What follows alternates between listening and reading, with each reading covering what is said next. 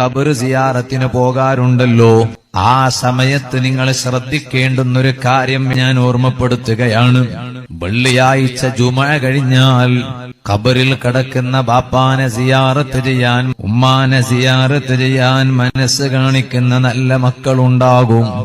അങ്ങനെ ബാപ്പാന്റെയും ഉമ്മാന്റെയും ഖബറിന്റെ അടുത്ത് പോകുമ്പോ അവിടെ ഒരു കാര്യം ശ്രദ്ധിച്ചാൽ, ഖബറിൽ കിടക്കുന്ന ബാപ്പാക്ക് വലിയ പവർ കിട്ടിപ്പോയി.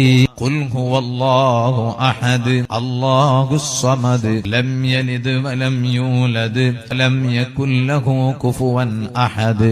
ആ സൂറത്തുൽ ഇഖ്ലാസ് 11 പ്രാവശ്യം ഓതിയിട്ട് ഖബറിൽ കിടക്കുന്ന ഉമ്മാക്ക് ഹദിയ ചെയ്ത ഉമ്മാന്റെ ജീവിതത്തിൽ എത്ര വലിയ പാപങ്ങൾ വന്നിട്ടുണ്ടെങ്കിലും അല്ലാഹു പുറത്തു കൊടുക്കും. ഇത് പഠിപ്പിച്ച നേതാവാണ് മുഹമ്മദുർ റസൂലുള്ളാഹി.